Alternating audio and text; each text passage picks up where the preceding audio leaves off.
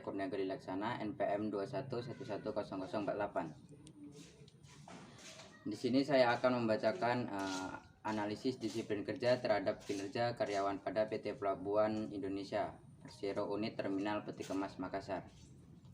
Tingkat persaingan usaha semakin hari mengalami peningkatan. Dengan kondisi seperti saat ini, memacu tiap-tiap perusahaan mempertahankan kelangsungan organisasinya. Untuk bertahan pada kondisi seperti ini, tiap-tiap perusahaan akan membutuhkan sumber daya manusia yang berkualitas dan memiliki kinerja yang tinggi. Hal ini disebabkan karena sumber daya manusia merupakan salah satu faktor penentu keberhasilan perusahaan.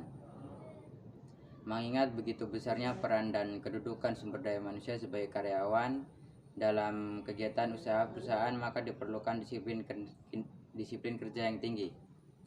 Disiplin merupakan perilaku seseorang sesuai dengan peraturan dan prosedur kerja yang ada pada organisasi, baik secara tertulis maupun tidak tertulis. Disiplin kerja karyawan yang baik akan mempercepat tujuan perusahaan, sedangkan karyawan tidak disiplin memperlambat pencapaian tujuan perusahaan.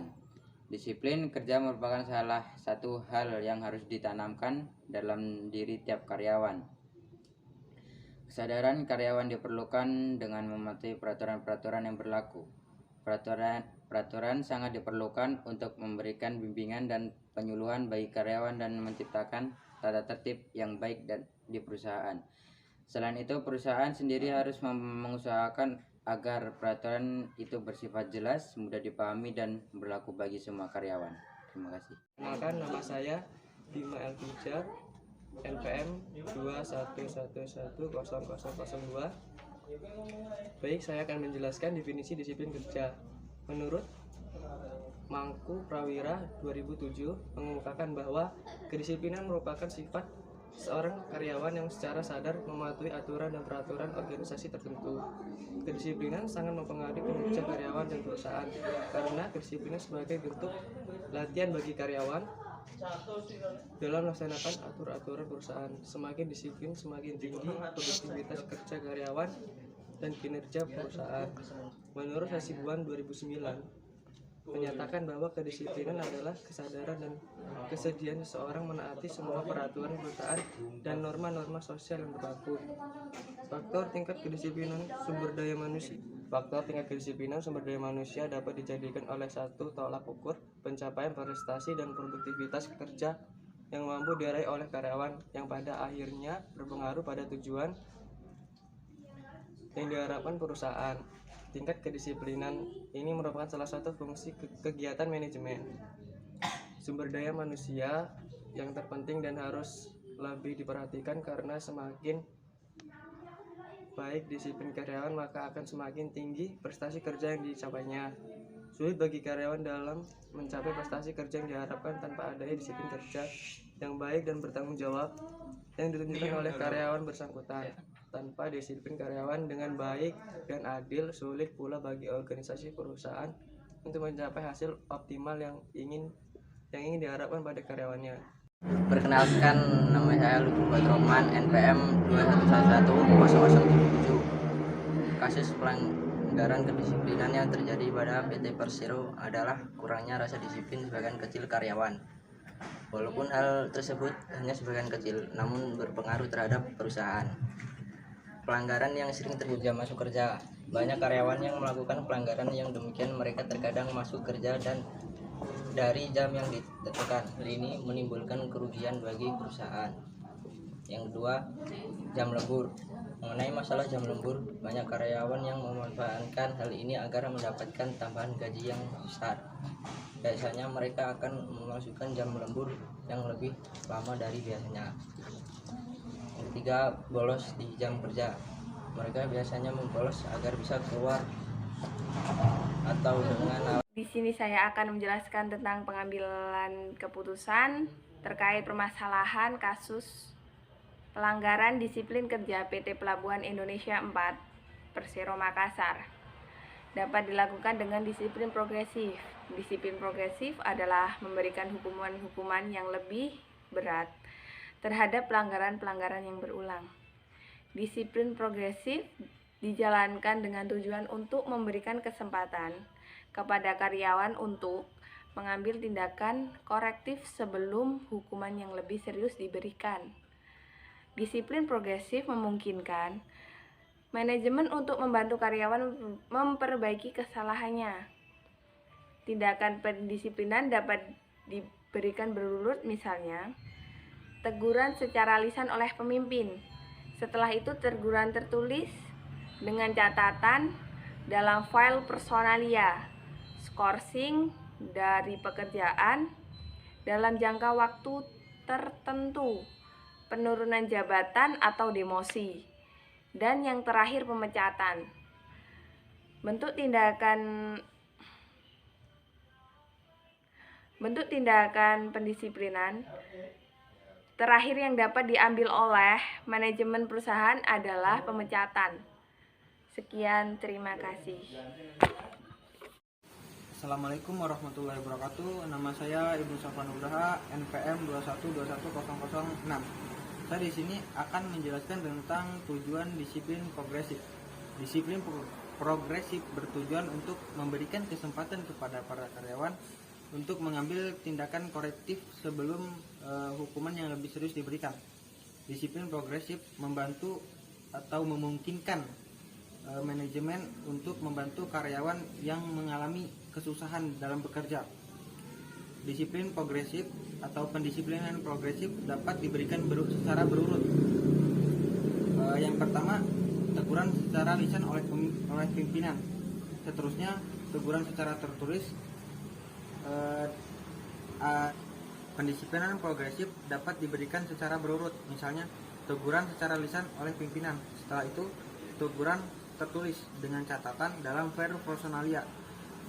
Setelah itu, skorsing dalam jangka waktu tertentu, dan yang terakhir adalah pemecatan. Sanksi yang paling tepat dan bisa diterapkan adalah sanksi berupa pengurangan hak imbalan karyawan itu sendiri, seperti pengurangan gaji dan penurunan gaji, sehingga bagi mereka benar-benar akan terasa pengaruh terhadap dirinya sendiri maupun keluarga. Dengan adanya bentuk disiplin kerja yang baik akan tergambar pada suasana. Yang pertama, tingginya rasa kepedulian karyawan terhadap tujuan perusahaan. Yang kedua, tingginya semangat dan gairah para karyawan atas tanggung jawabnya. Dan yang ketiga, besarnya rasa tanggung jawab para karyawan untuk melaksanakan tugas-tugas dengan sebaik-baiknya. Dan yang keempat, berkembangnya rasa memiliki dan rasa solidaritas yang tinggi. Yang kelima, meningkatkan efisiensi dan produktivitas karyawan. Adapun sasaran tindakan pendisiplinan dapat dibagi menjadi 3 menurut Handoko 2008. Yang pertama, untuk memperbaiki pelanggar. Yang kedua, untuk menghalangi para karyawan yang melakukan tindakan-tindakan serupa. Dan yang ketiga, untuk menjaga berbagai standar kelompok tetap konsisten dan efektif. Baik, di sini saya akan melanjutkan tentang video yang sebelumnya. Di sini saya akan menjelaskan tentang analisis POAC pada PT Pelabuhan Indonesia 4 Persero Makassar. Manajemen PT Indonesia 4 Persero Makassar menyadari bahwa sepenuhnya pelayanan jasa peti kemas merupakan salah satu segmen andalan yang harus dikembangkan, yaitu tuntutan dari dunia global maritim, yaitu dari penggunaan atau pelayanan jasa general dirubah menjadi pelayanan peti kemas atau palet.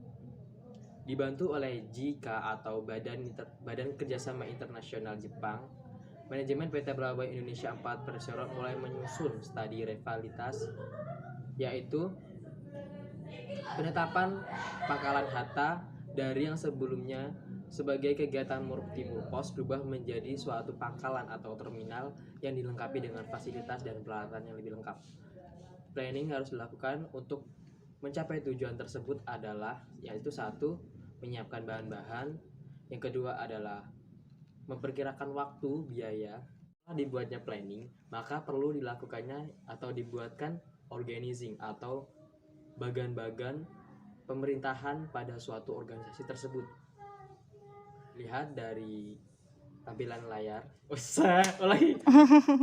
Perlu yang dilihat yaitu di dalam PT 4 Persero Makassar ada beberapa bagan yang dimananya yang paling manajer yang tertinggi adalah manajer. Perlu dilihat bahwa di dalam organisasi atau struktur organisasi di PT Persero Empat Makassar, yaitu terdapat beberapa manajer, yaitu General Manager, di bawahnya ada Manajer Sistem Berinformasi, di bawahnya lagi membawahnya ada Manajer Perencanaan dan Operasi, Manajer Teknik, Manajer Keuangan, dan Manajer Sumber Daya dan Umum. Beberapa atau dari bagian-bagian tersebut telah ditentukan tugas dan tanggung jawabnya masing-masing sesuai dengan tupoksinya, seperti General Manager. General Manager bertugas untuk mengelola terminal peti kemas Makassar sesuai dengan visi, misi, dan tujuan perseroan, dan pengelolaan dan pemeliharaan kekayaan perseroan.